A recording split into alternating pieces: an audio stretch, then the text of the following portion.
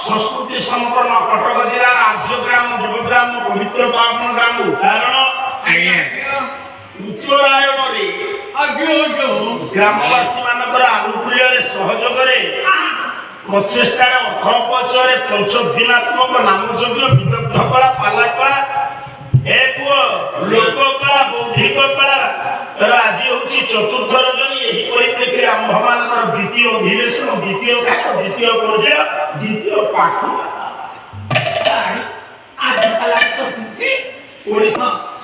राति जी रा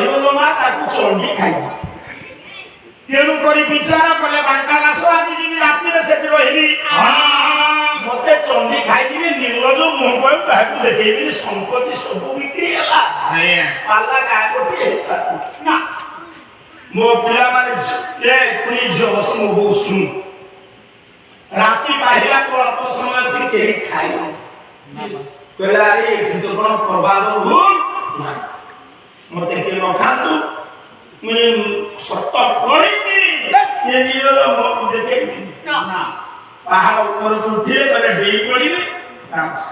तो बीमा तू जानती नहीं हो तू डेली मरेगा तो काम कर तू चुप रहे अरे नहीं होगा तो डेली तो खबर नहीं होगी तेरे चाहे तो नहीं पता होगा दिनों सारा खाली बोलूँ मुझे चाहिए नहीं खरा हो जाता आप जो कागज बसा रहे हो नहीं बोलने पड़ेगा रॉकेट कर ये तो डेली आप जानती मामा शुक्ल पुस्तक दूला प्रप्रोपेसा एरा बड़ सुंदर तो पे लागी मरणटा तोर हाथे रे तू मरियो काई की ना मु गाय को हेतालिनी सबतक संपत्ति बिक्री होला गाय को अब कहि सबतक गाय को जहा को कोही दी गाय तबे तू से का माने अपार करुणार वर्षा से कर मा भगवती अंबिका हां ए हां सेति गेले पंडिते मां कर अपार करुणा गुळे बांका कि कविवर बांको गाई पद गाई ना जो नमन मुस्लिम चरण ऊपर आलोचना हला नानी आनी सेइतर गुळे पद कहि तापर देखिला रघुवंश महाकाव्य कोठी अछि कोन हेछि कोन बाई दिलीप को अभिशाप देले मा कामधेनु सुरभि गो सेवार महात्मा केते के तारी प्रथम भाग गाय तो जहा करिले যদি সেই এক দ্বিতীয় ভাগ গায় তো এই 2 ঘন্টা ন ভাগ নেবেটা মু মনে তু তো ভারি বিদ্বান পালিয়াটা মানে চুপ হে তোমার পালিয়া কোন আছে গায় কে তো অসুবিধা করতে তুমি তো নিশ্চয় পালি দিও চুপ হে দিও সে বাক্য লেখিলে মুহ মন দুহা করি बुढ़ा महामंत्र घोषित तृतीय महामंत्र पर आलोचना करी न थांती अल्प समय आलोचना करी काहेकि ना ये गाँव प्रतिष्ठित कीर्तन मंडली से मौसा बसन कि नहीं साहु मौसा गाई नथर कौन नहीं किंतु मुझे कथा प्रमाण कहि महामंत्र काहे कहिबा तारे महामंत्र बोल हरे कृष्ण आज्ञा महामंत्र किए हरे कृष्ण कृष्ण कृष्ण हरे हरे हरे राम राम राम हरे मंत्र ओडिया ना संस्कृत ये तो संस्कृत ना या दर अनुसार सीखना विसर्ग सीखना संधि हबो प्रकृतिगत हबो ये तो पंचा ओडिया ये केमति महामंत्र मो बापा जाति पाई बोली ये महामंत्र महत्व ये तो पंचा ओडिया ओडिया का मंत्र नुह महामंत्र के मौसा ये ओडिया हेले भी केमिति महामंत्र गोटिए पद अच्युतानंद महापुरुष कृष्ण चरित्र भागवत आगो कृष्ण नाम रही काई आगो नृसिंह नाम रहिला बालारे काहे की कारण दरकार कोन पाई हेई नै कोन पाई हेला आउ के कथा काने करथला कोले सुमित्रे कोई के सुमित्रा को काले देले नहीं तो अच्छा पल्लव सार मठारू कि आपण मान मठारू दशरथ को एड़ो तीन रानी जेतोले पत्नी हिसाब रे बसिबे दिजन देला मन देले ता माने आपण महासो जे प्रथम ठाकरे अभिमन्यु सार पालाए ताको पैसा तो हम देले संस्कृत रामायण पढ़िले आपने कथा कहिबे संस्कृत प्रथम रानी देखिले से तीन रानी की केमिति बंटा हैछि काहा को दिया हैछि केमिति दिया हैछि परिष्कार आ एक पूर्ण कर देबे आपन कोन अच्युतानंद कहले ओडिया हेले भी केमिति महामंत्र सुन मु का कानिकाटा सिखिछि किंतु मु कोन बुझे करले काई ना साधक न मु घोषवंत बाला बाला कला ये 16 नाम बतीसी अक्षर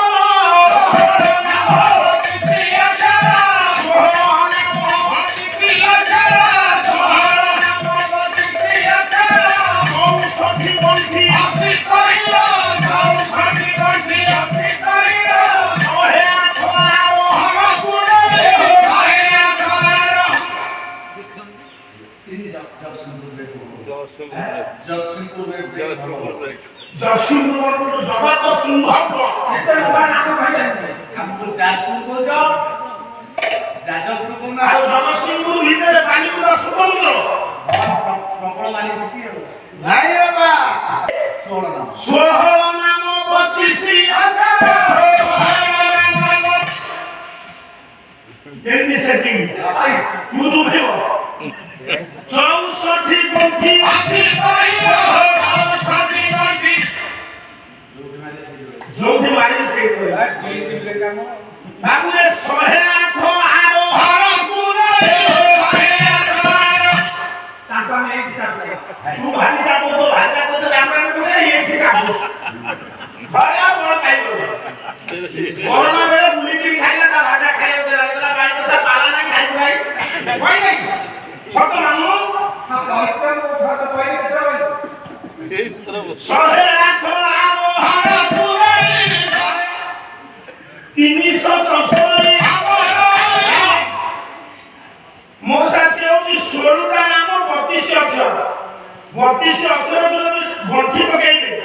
30ଟା ଗଣ୍ଠି ହେଇଯିବ 64 ଗଣ୍ଠି ଦରକାର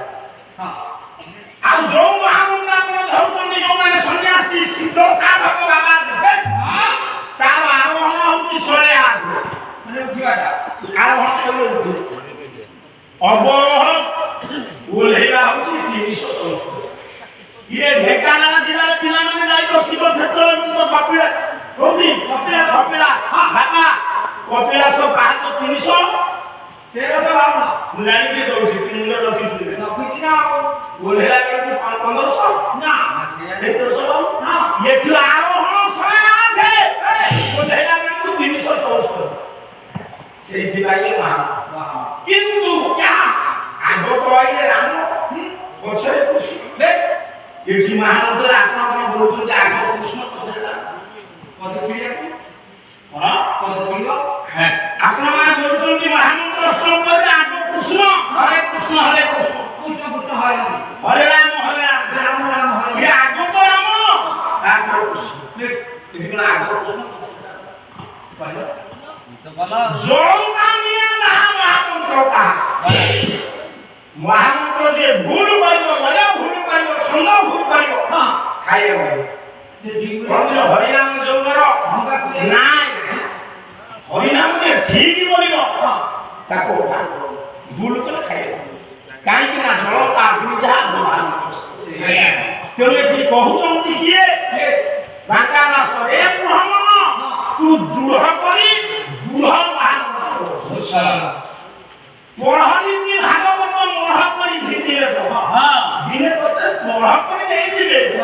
ଭାଗବତ ପଢ଼ କିନ୍ତୁ ଗୋଟିଏ ପଦ କହିବି ମୁଁ ସେଇ ଅନୁଭବ ଶୁଣୁଛି ମୋ ମା ଯଦି ଆମେ ଭାଗବତ ପଢ଼ିବା ଭାଗବତ ଅଷ୍ଟାଦଶ ପୁରାଣର ସାର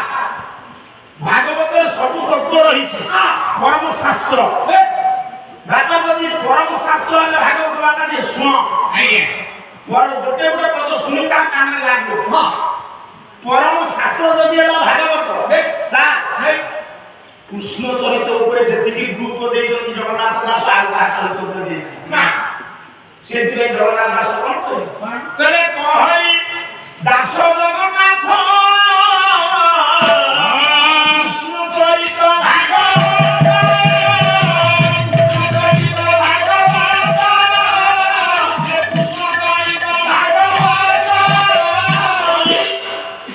কৃষ্ণ চরিত ভাগবত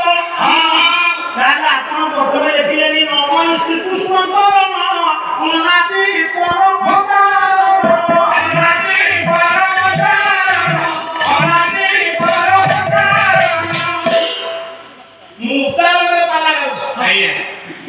ମୁଁ ଯଦି କହିବି ମୁଁ ଗାଁ ନା ବଦଳେଇ ତୁମେ ଛାଡ଼ିବ ସିଧା ଠିଆ ହେଇବି ଘୋଷାରି ଦେବ କାହିଁକି ତବେ କିରେ ଉତାରରେ ପାଲା ହେଇକି ଅଲଗା ଗାଁ ନା କଣ କହୁଛୁ ତାହେଲେ ପଣ୍ଡିତ ମଣ୍ଡଳୀ କୃଷ୍ଣ ଚରିତ ଭାଗବତ ଯଦି ଜଗନ୍ନାଥ ଦାସ ଲେଖିଲେ ଏଠି ପ୍ରଥମେ କାହିଁ ଲେଖିଲେ ନମଃ କାହିଁକି ନଥିଲେ ପାଲା ନା ଦଶରଥଙ୍କର କଣ କୈକେୟୀ ଖରାପ କରିଥିଲେ ସୁମିତ୍ରା ଦେଖିବାକୁ ସୁନ୍ଦରୀ ଆଉ ଦଶରଥଙ୍କର ଟିକେ ମାନେ ଥିଲା ସ୍ତୈଣ ଦୋଷ ଦଶରଥଙ୍କର ରାଣୀ କେତେ ଯାଇଛୁ 750 ତୁଳସୀ 750 ଆଣି ତାଙ୍କର ଛୁଟିକିଆ ରାମ ତୁ ଏଥିରେ ଜାଣିଥିବ ହେଲେ ପିଲା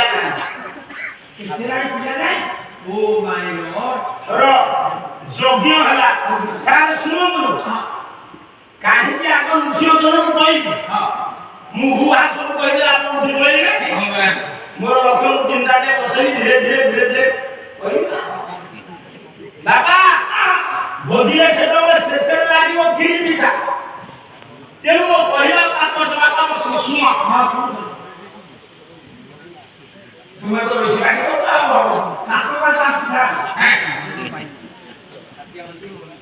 ଖାଦ୍ୟ ମନ୍ତ୍ରୀ ପାଖରେ ଆମେ ତ ରୋଷେଇ ପାଖରେ ତୁମେ ଯେତେବେଳେ କଣ ରୋଷେଇ କରିବ ଯୋଜନା କରୁଛ ଆମେ ତ ଡିଷ୍ଟର୍ବ କରୁନ ଆଚ୍ଛା ବାପା ଖାଦ୍ୟ ଖାଇଲେ ପାକସ୍ଥଳୀକୁ ଯିବ ଝାଡ଼ା ହବ ନା ପିଲା ହବ ଝାଡ଼ା ହବ କି କଥା କଥା ପାକସ୍ଥଳୀ ଅଲଗା ଜଳାଇ ଅଲଗା ଦିବ୍ୟାଙ୍ଗ ଶୁକ୍ଲାଙ୍ଗ ସଂଯୋଗ ହେଲେ ସନ୍ତାନ ହବ ନା ବସିବାର ନାହିଁ ଆମେ ସମସ୍ତେ ସେଇ ବାପା ମାଙ୍କର ମିଳନରୁ ଜନ୍ମ ইয়ারি ভଳିଆ ବାପା ମା ଏକାଠି ହବାରୁ ତୁ ଜନ୍ମ ହେଲୁ ଯେମିତି ବାହା ହେଲା ବାପାକୁ ମାଆକୁ ଅଲଗା କର ତୁ କୋଉଠି ରହୁଛୁ ମୁଁ ରହୁଛି ତୋ ବାପା ମା ଭଲ ଜାଗା ରଖିଛୁ ମଶା ହେବେନି ଆଉ ଫୁଲମାଳ ଅଛି ଶୁଣ କାହିଁକି କହୁଛି ନା ଖାଦ୍ୟ ଖାଇଲେ ପାକସ୍ଥଳୀକୁ ଯିବ ଡାଇଜେସନ ହବ ଯଜ୍ଞ ହେଇଛି ଚଉ ଖାଇଛନ୍ତି କିନ୍ତୁ ଚଉ ପିଲା କରେଇବାର କ୍ଷେତ୍ର ସୃଷ୍ଟି କରିଛି ଦଶରଥଙ୍କ ବୀର୍ଯ୍ୟରୁ ରାମ ଜନ୍ମ ଭାଗବତ ପଢା ହଉଛି ପଲବ ସାର ଅଛନ୍ତି ନବମ ସ୍କନ୍ଦ ବଂଶାନୁଚର୍ଯ୍ୟାରେ କଣ ଲେଖା ଆପଣ ମନେ ନଥିବ କେବେ ଦେଖିବେ ପିଲାମାନେ ସବୁ ଶୁଣ ଅନ୍ଧବିଶ୍ୱାସ ଦୂର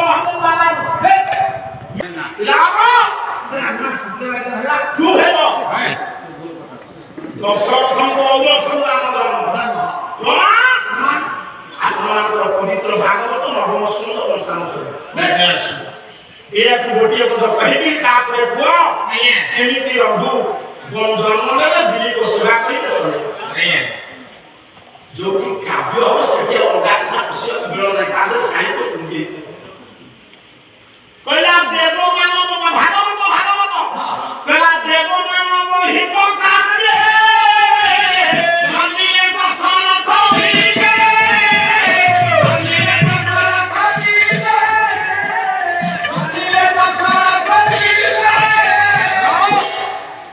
ଦେବତା ଏବଂ ମାନବଙ୍କର ମୁଁ ଅନ୍ୟ କଥା କହୁନି ଆପଣଙ୍କର ଏ ମା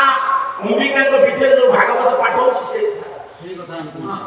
ଦେବତା ଏବଂ ମାନବଙ୍କର ହିତ ସାଧନ ପାଇଁ ଭଗବାନ ରାମ ଜନ୍ମ ହେଲେ ଦଶରଥଙ୍କ ଯଜ୍ଞ ହେଇଛି ଚରୁ ଖାଇଛନ୍ତି ସେ ହଉଛି ମେଡିସିନ ଦଶରଥଙ୍କ